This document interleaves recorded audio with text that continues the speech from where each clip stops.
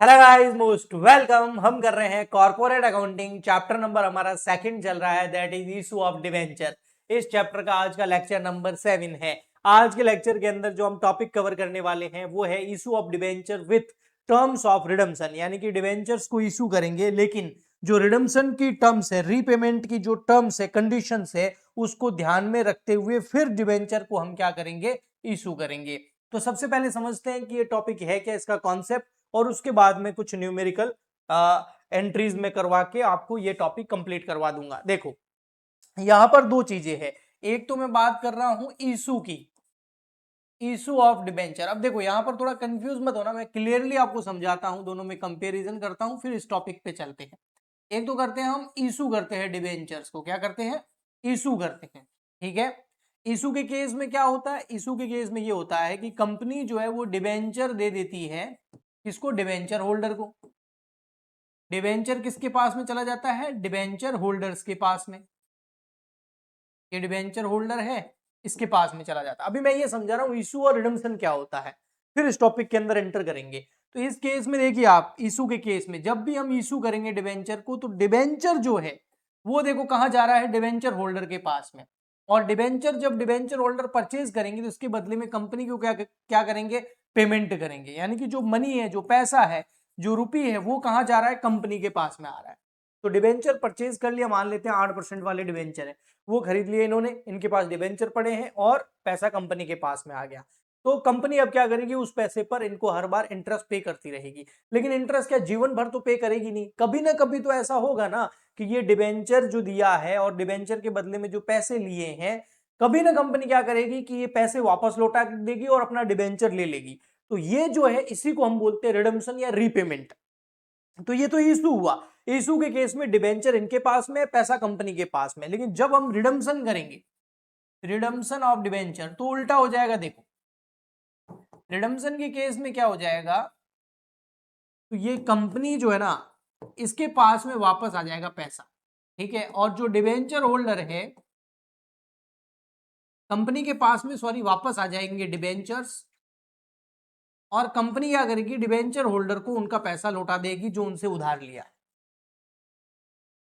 तो अब यहां पर हम इशू कर रहे हैं, फॉर एग्जांपल के लिए मैं ले लेता हूं 1 अप्रैल 2026 को। फॉर एग्जांपल के लिए अगर हम डिबेंचर इशू कर रहे हैं और हम बोल रहे हैं रिडम्पशन जो इसका होगा, रिडम्पशन जो इसका होगा वो होगा फॉर एग्जांपल के लिए 31 मार्च 2030 को।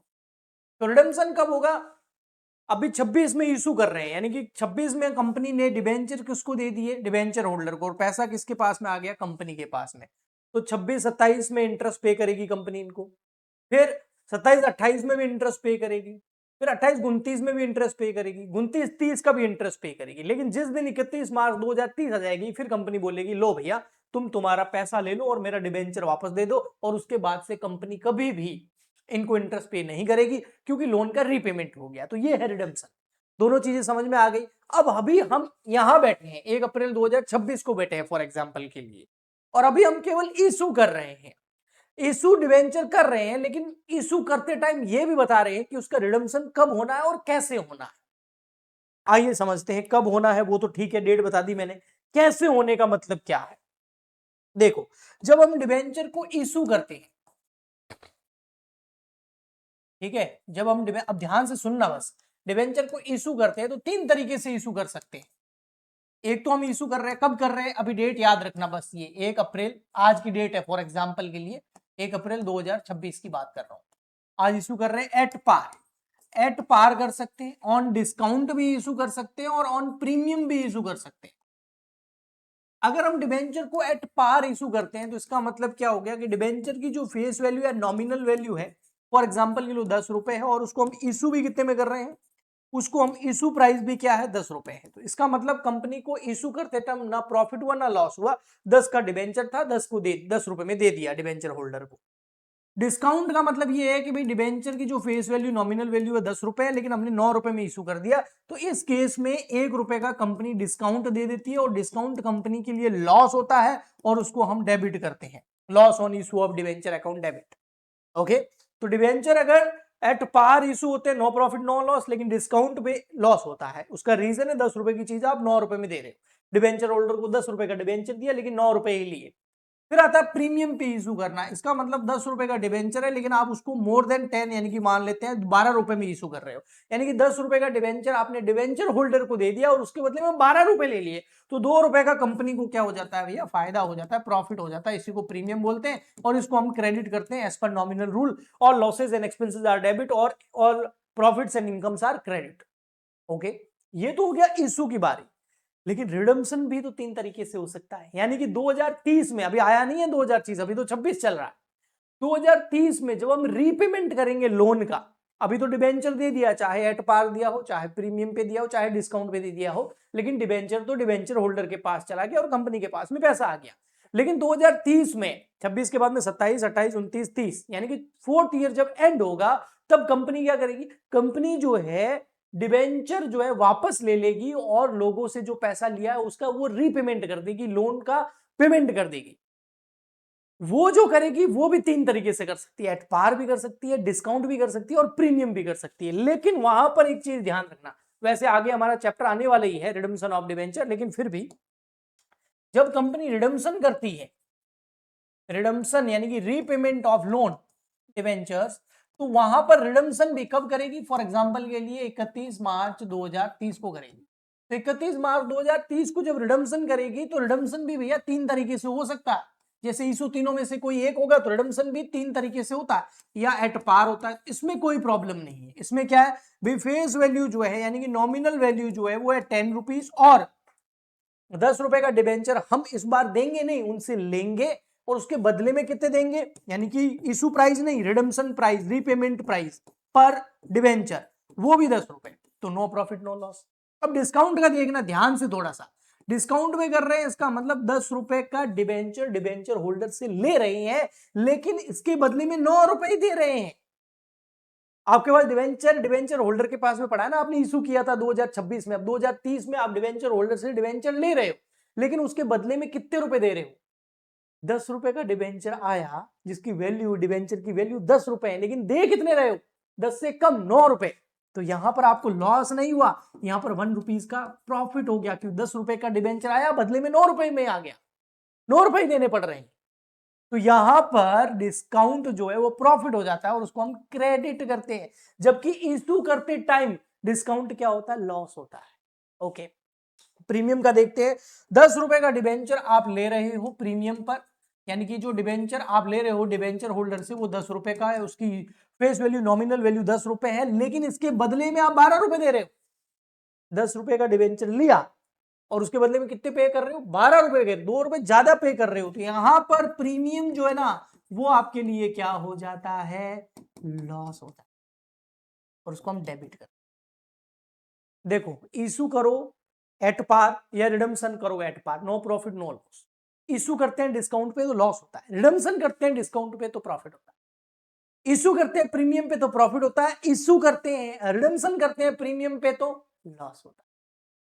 ओके, तो सर ये प्रॉफिट लॉस इशू रिडम्पशन इससे हमको क्या लेना देना, हमको तो केवल इशू की एंट्री करनी है। हाँ, इशू की एंट्री करनी है, हम इसकी एंट्री नहीं करेंगे तो नेक्स्ट चैप्टर है हमारा रिडम्पशन ऑफ डिबेंचर, और अभी तो 2030 आया भी नहीं है, हम तो बैठे हैं 1 अप्रैल 2026 में और हमें तो केवल इशू की एंट्री करनी है।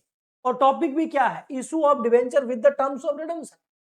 तो सर इशू की एंट्री करो ना, इसको भूल जाओ, ये तो 2030 में होगा। हाँ बिल्कुल सही कह रहे हैं, हम तो 1 अप्रैल 2026 में बैठे, तो आज के टाइम तो इशू की एंट्री होगी 2030, यानी कि 3-4 साल बाद में जाके रिडम्पशन करेंगे ना, तब रिडम्पशन की एंट्री करेंगे। अभी काहे की टेंशन है, टेंशन एक्चुअल में एक कॉन्सेप्ट है। वो कॉन्सेप्ट कौन सा है, वो कॉन्सेप्ट है कंजर्वेटिज्म कॉन्सेप्ट, अकाउंटिंग का कंजर्वेटिज्म कॉन्सेप्ट। ये अकाउंटिंग का कॉन्सेप्ट है, ये कोई यहां पर कॉर्पोरेट अकाउंटिंग का कोई नया कॉन्सेप्ट नहीं है, अकाउंटिंग का है।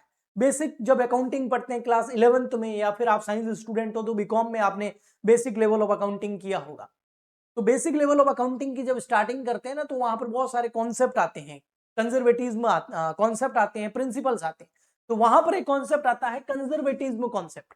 ये कंजर्वेटिज्म कॉन्सेप्ट क्या बोलता है कि अगर आपको फ्यूचर के अंदर, मैं शॉर्ट में बता रहा हूं, फ्यूचर में आपको अगर कोई प्रॉफिट हो रहा है तो फ्यूचर में होगा ना प्रॉफिट, तो प्रेजेंट में उसको रिकॉर्ड करने की जरूरत नहीं है, प्रेजेंट में उसको रिकॉर्ड मत करो। आपको 5 साल बाद में, 2 साल बाद में, साल भर बाद में प्रॉफिट होगा तो उसको अभी रिकॉर्ड मत करो। बट अगर फ्यूचर में आपको कोई लॉस होने वाला हो तो उसको प्रेजेंट में रिकॉर्ड करो। फॉर एग्जाम्पल के लिए यहां पर हम डिबेंचर इशू कर रहे हैं, मान लेते हैं डिबेंचर इशू कर रहे हैं हम, चाहे एट पार कर रहे हैं चाहे डिस्काउंट पे कर रहे हैं, इशू की बात कर रहा हूं, कंफ्यूज मत होना, 1 अप्रैल 2026 की बात कर रहा हूं, जिस दिन इशू हो रहे डिबेंचर, ऐसे एट पार और डिस्काउंट हो रहे प्रीमियम, इसकी तो एंट्री हो जाएगी। लेकिन रिडम्पशन किस पे कर रहे हो, रिडम्पशन कर रहे हो आप एट पार पे, तो क्या प्रॉफिट हुआ, लॉस हुआ, नहीं हुआ, तो कुछ नहीं करना। इशू कर रहे हो आप डिस्काउंट पे, इशू कर रहे हो आप और रिडम्पशन कर रहे हो डिस्काउंट पे, तो आपको क्या होगा, प्रॉफिट होगा। लेकिन रिडम्पशन आप कब करोगे, 31 मार्च 2030 में, 4 साल बाद होगा ना प्रॉफिट। हाँ, तो क्या उसको आज 1 अप्रैल 2026 को रिकॉर्ड करने की जरूरत है, नहीं करने की जरूरत। कंजर्वेटिज्म कॉन्सेप्ट बोलता है फ्यूचर में होने वाले लॉस को अभी रिकॉर्ड, और फ्यूचर में होने वाले प्रॉफिट को अभी रिकॉर्ड करने की जरूरत नहीं है। और डिस्काउंट पे अगर हम रिडम्पशन करेंगे तो प्रॉफिट होगा 2030 में, तो 2030 में रिकॉर्ड करेंगे, अभी नहीं करेंगे।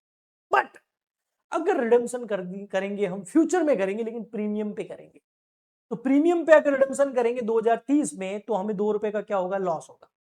और अगर फ्यूचर में कोई लॉस हो रहा हो, जो कि यहां होने की पॉसिबिलिटी है, तो लॉस हो रहा है तो कंजर्वेटिज्म कॉन्सेप्ट बोलता है कि फ्यूचर में होने वाले लॉस को अभी प्रेजेंट में रिकॉर्ड करो, यानी कि इसको हमें अभी रिकॉर्ड करना पड़ेगा 1 अप्रैल 2026 को।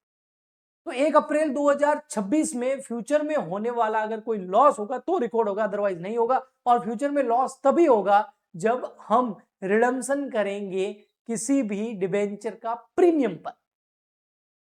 तो उस एक्ट के अंदर हमको क्या करना होगा, एक एक्स्ट्रा एंट्री अभी करनी होगी, केवल लॉस की, रिडम्पशन की नहीं, रीपेमेंट की नहीं। बैंक अकाउंट कोई क्रेडिट नहीं करना, पैसा नहीं देना, वो 2030 में देंगे। लेकिन 2030 में अगर कोई लॉस होने की संभावना है तो उसको आज के डेट, यानी कि जिस दिन इशू कर रहे हैं उसी दिन उसकी एंट्री होगी उस लॉस की। और वो एंट्री क्या होगी, और उसको मैं बोलता हूं एक्स्ट्रा एंट्री। और वो एंट्री क्या होगी मैं बता देता हूं, वो एंट्री होगी loss on issue of debenture account debit, loss on issue of debenture account debit to premium on redemption of debenture, ये एंट्री होगी। लॉस क्यों डेबिट होगा, क्योंकि लॉस तो डेबिट ही होता है। लेकिन ये एंट्री क्या 2030 में करेंगे, नहीं, अभी करेंगे ये एंट्री, 1 अप्रैल 2026 दिन इशू कर रहे हैं उसी दिन करेंगे। तो लॉस तो डेबिट इसलिए होता है क्योंकि लॉस तो डेबिट ही होता है, as per nominal rule all losses and expenses are debit. तो सर ये प्रीमियम और रिडम्पशन ऑफ डिवेंचर क्रेडिट क्यों किया है, क्योंकि ये हमने पैसा जो है 1 अप्रैल 2026 को जो प्रीमियम का पैसा है, जो लॉस का पैसा, उसको सेट असाइड कर दिया है और 2030 में वो काम आएगा। तो हमारी एक तरह का रिजर्व, एक तरह का लायबिलिटी है, और लायबिलिटी और रिजर्व हमेशा क्रेडिट होता है। अब मैं आपको कुछ सिचुएशन बताता हूं, उससे आपको और बेटर समझ में आएगा। ये एक्स्ट्रा एंट्री कब होगी आप मुझे बताना। फॉर एग्जाम्पल के लिए हम इशू कर रहे हैं 8,000 9% डिवेंचर